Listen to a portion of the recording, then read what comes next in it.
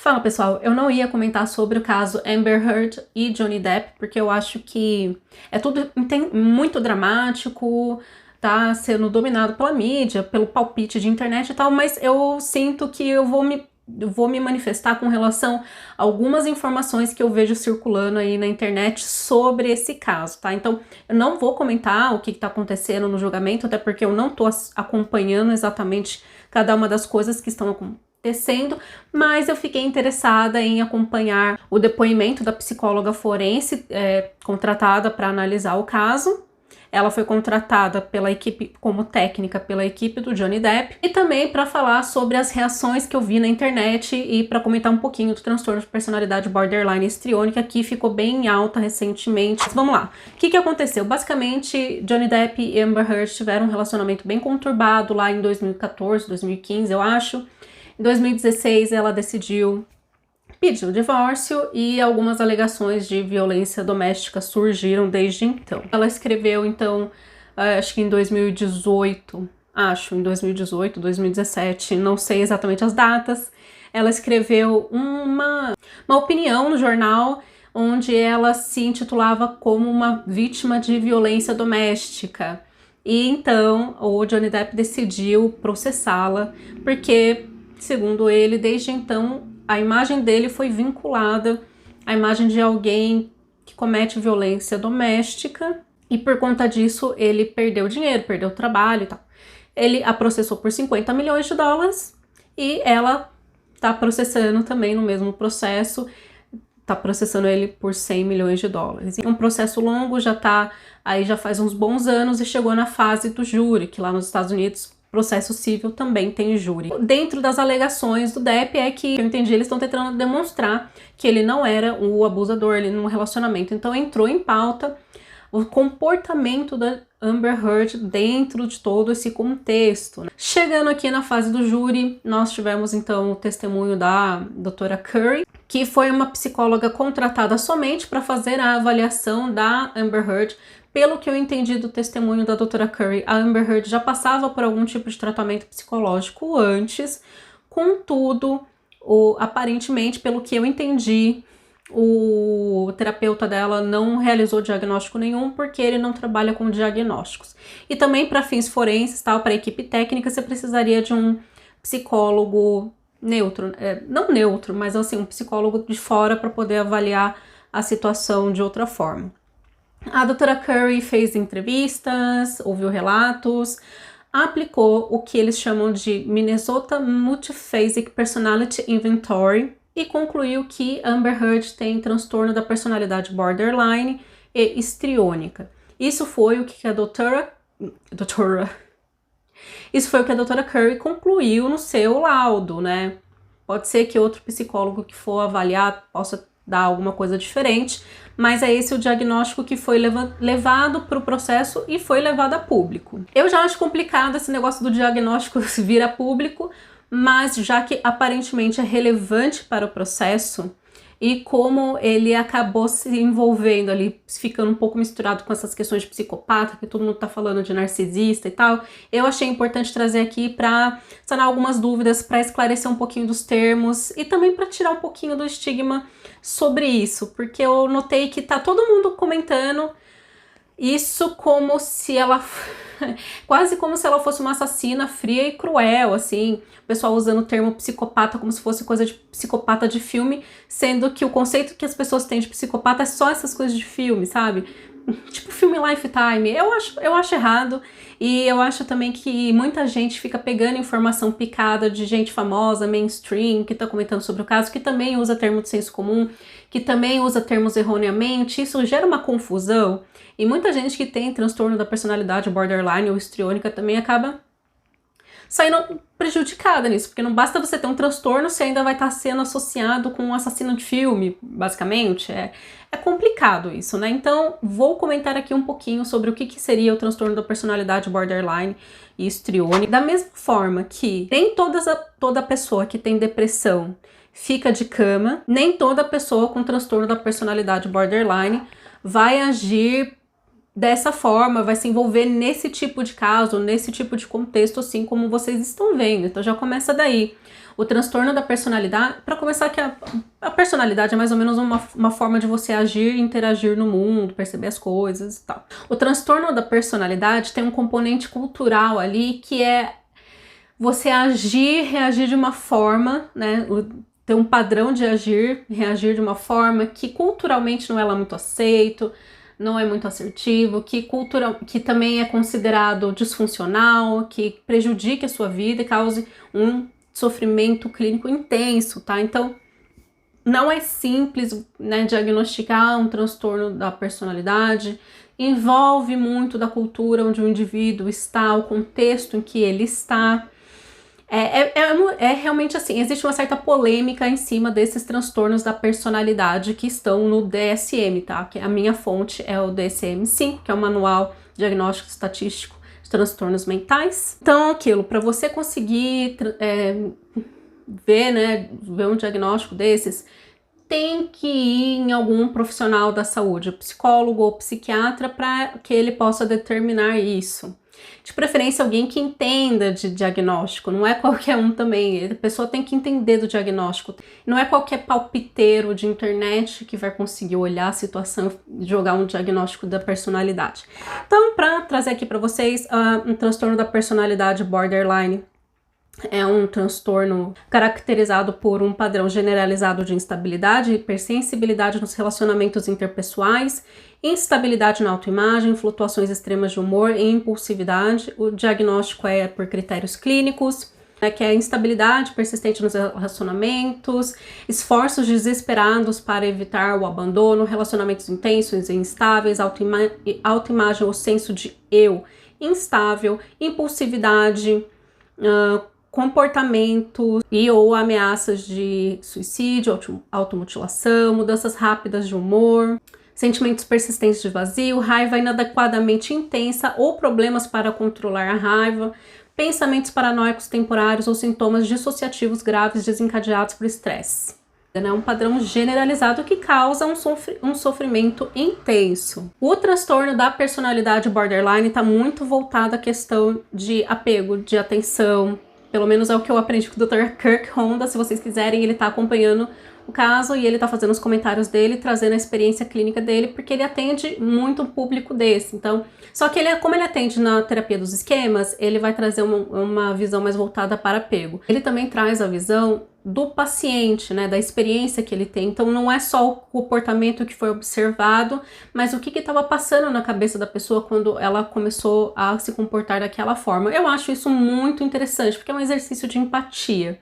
O que caracteriza esse tipo de transtorno não é só a mudança rápida de humor, que é o que leva muita gente a confundir ele com bipolar.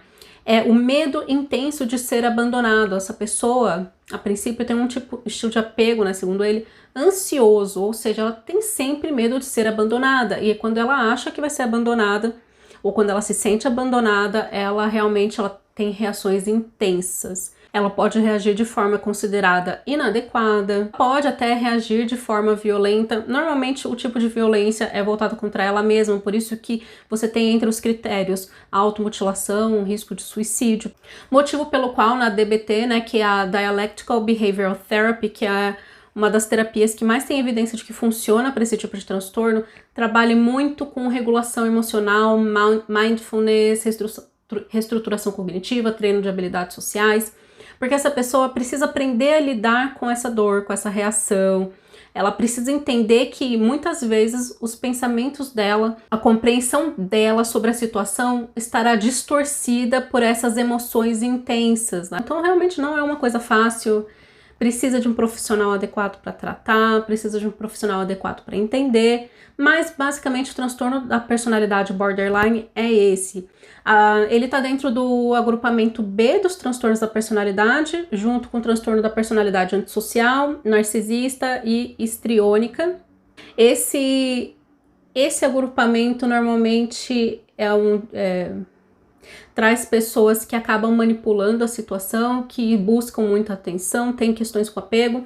Mas no caso, a diferença aí do borderline, por exemplo, e do antissocial, que seria o psicopata, né, que é que todo mundo tá falando, apontando o dedo para ela falando isso, é que o borderline normalmente ele busca atenção porque é para não ser abandonado. O medo dele, a questão dele é com outras pessoas. Então a manipulação dele vai estar voltada para manter uma outra pessoa com ele. No caso do antissocial, pode ser para tirar algum tipo de proveito, tal, mas no geral é um agrupamento que busca atenção para atender certas necessidades emocionais, é mais ou menos isso.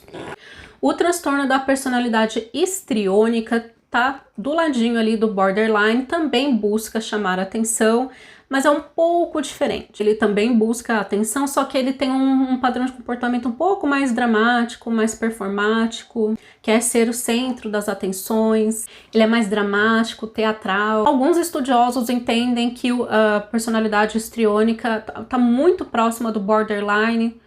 Seria um borderline um pouco mais dramático, mais performático, mais teatral, então há aí uma previsão de que o borderline incorpore o histriônica, mas por enquanto esse transtorno existe no DSM e foi trazido aqui também pela doutora Curry. Mas um está do ladinho do outro, basicamente é reações intensas, busca por atenção. Por que eu tô falando isso?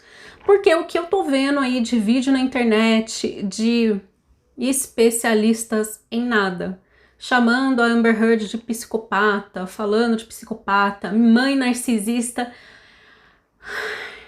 Mãe narcisista, gente, olha, para começar, o transtorno da personalidade narcisista é mais prevalente em homem, tá? E transtorno da personalidade borderline é mais prevalente em mulher. Existe uma discussão se existe aí um viés com relação aos papéis de gênero que façam com que terapeutas, psicólogos, psiquiatras acabem diagnosticando mais homens como narcisistas e mulheres como borderline, sendo que às vezes pode ser um homem borderline e uma mulher narcisista, só que por conta do viés dos terapeutas, eles encaixam cada um desses gêneros em diagnósticos opostos.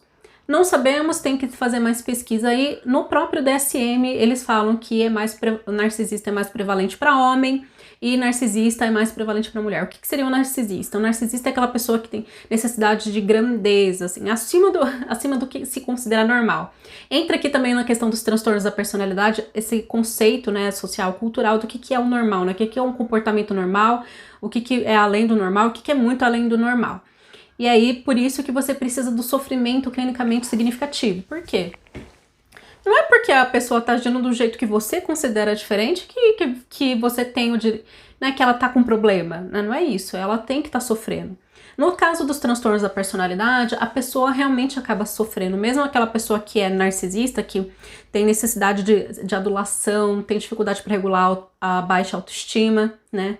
Tanto é que ela ficar sempre listando as conquistas dela, sempre querendo ser a melhor e tal, é uma forma dela regular essa baixa autoestima, né? Enfim, pouca empatia, enfim, tudo isso causa prejuízo para a pessoa, porque pode gerar prejuízo nos relacionamentos dela, ela pode ficar isolada, pode perder emprego, pode ter dificuldade com os colegas, as dificuldades de regular as emoções, em sofrer intensamente. Mas voltando aqui, o transtorno da personalidade antissocial, é o que eu tenho visto muita gente falando aí, que a Amber Heard é narcisista, ela é psicopata, ela é isso, ela é aquilo. Gente, para começar aqui, psicopata é um termo muito, hoje, né, um termo muito associado a assassino de filme. E daqueles filmes estilo Lifetime, sabe? A irmã assassina, a organizadora de casamentos psicopata, a amiga psicopata. O psicopata hoje virou um termo guarda-chuva para quase tudo relacionado a thriller, suspense e tal. E eu preciso falar para vocês que atualmente, né, dentro do CID ou dentro do DSM, que são manuais reconhecidos aí, não se usa mais o termo, o diagnóstico psicopata. Utiliza-se o diagnóstico, o termo transtorno da personalidade antissocial. Talvez no ambiente forense você vai encontrar gente que fala de psicopata e sociopata. Mas enfim, o que é o transtorno da personalidade antissocial? Ele é caracterizado por um padrão generalizado de descaso com as consequências e direitos dos outros. A pessoa com esse transtorno tende a desprezar a lei, enganar, mentir, manipular para tentar ganhar algo, age impulsivamente, age de forma imprudente, né? Ela ignora questões da própria segurança e segurança dos outros. tende a agir de forma irresponsável, ou seja, ela não consegue manter um emprego, não sente remorso. Esse diagnóstico só pode ser dado a partir dos 18 anos. Por quê? Porque envolve questões com a lei, né? Esse é o termo novo do psicopata, por assim dizer. Não dá pra você afirmar que a Amber Heard seria isso. É diferente do que a doutora Curry levantou ali. E por que eu tô trazendo isso, gente? Porque, querendo ou não, a palavra psicopata tá muito associada a essas coisas de assassino. Ela é muito... A palavra psicopata, tá? Para algumas pessoas dentro do ambiente forense, ele tá associado a um tipo específico de pessoa que tem transtorno da personalidade antissocial, mas que ela tem algumas características extras de frieza, né? E outros elementos que agora eu não me recordo muito bem. No DSM tem uma nova parte lá de transtornos da personalidade em que psicopatia entra como um especificador dentro do transtorno da personalidade antissocial. Nem toda pessoa que tem transtorno da personalidade antissocial vai ser serial killer, assassina e tal. Não é bem assim. Do mesmo jeito que eu falei pra vocês que nem toda pessoa que tem depressão vai ficar de cama, nem toda pessoa que tem transtorno da personalidade antissocial será uma assassina. Pode ser que seja uma pessoa que realmente tem dificuldade de manter o emprego, extremamente impulsiva, inconsequente. Eu entendo que o público leigo faça associação de narcisista e psicopata com absolutamente tudo quanto é comportamento que eles achem estranho ou que envolva uma questão de lei e tal. Mas o pessoal da área da saúde não poderia estar errando isso. E agora, entrando aqui na questão do termo sociopata, eu já encontrei artigos de psicólogos, inclusive, falando que é um termo mais de senso comum. É tudo aquilo que sai do padrão de comportamento esperado, que viola algum tipo de lei, que não tem lá muita empatia e tal, não sei de remorso, também eles chamam de sociopata. De qualquer forma, sociopata não é um termo clínico e todos os transtornos mentais no DSM têm causa multifatorial, ou seja, tem ali uma predisposição genética, tem a biologia, né, a forma como o corpo do indivíduo funciona e também a história dele, comportamentos. Eu cheguei a ver um vídeo no TikTok e que tinha um senhor lá palpitando sobre a questão da saúde mental da Amber Heard. E ele falou psicopata, psicopata, psicopata. E aí alguém nos comentários levantou essa questão e falou, olha moço, ela foi diagnosticada pela psicóloga com o transtorno da personalidade borderline histriônica, que não é psicopata. Não é, acabei de falar aqui pra vocês no vídeo que não é psicopata. Aí alguém respondeu o comentário dessa pessoa assim, não, mas o especialista ali do vídeo tá falando que ela é psicopata. Eu fiquei pensando, gente, entende como que a opinião de um cara que não é psicólogo, não é psiquiatra, que não examinou a Amber Heard, que não aplicou teste nela, vale mais do que algo que que vale mais que um laudo que está num processo.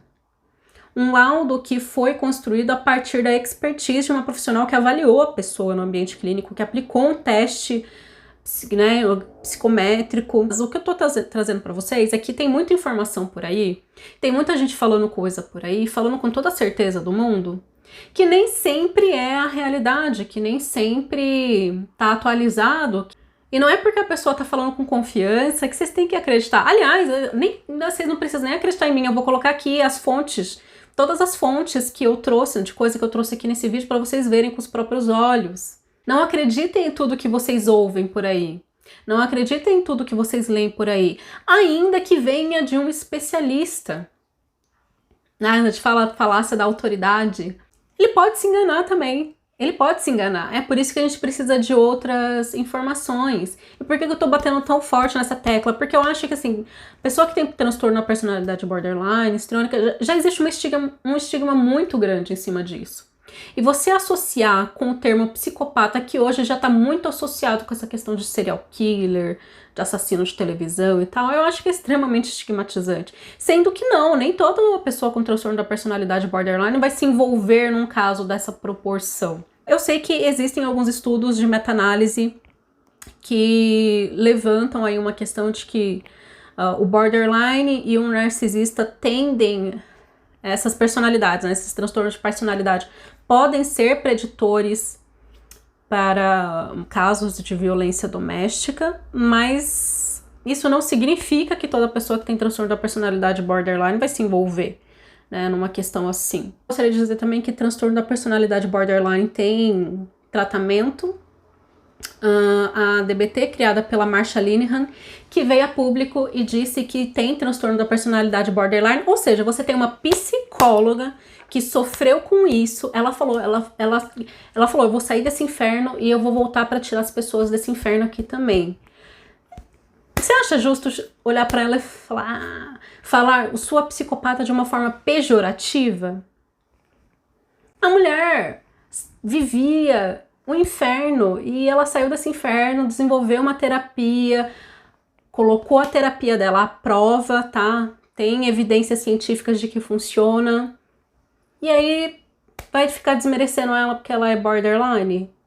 Lembrando que o processo não acabou ainda, tem muitos depoimentos. Não, eu não estou acompanhando o processo em si. Eu trouxe esse vídeo só porque eu achei interessante, porque teve lá a psicóloga dando depoimento, depois eu vi o Dr. Kirk Honda falando sobre, né, comentando o depoimento dessa psicóloga. Eu achei interessante, sim. E foi uma chance de aprender uma coisa nova, tá? Mas é isso. Fico por aqui, então beijos. Tchau.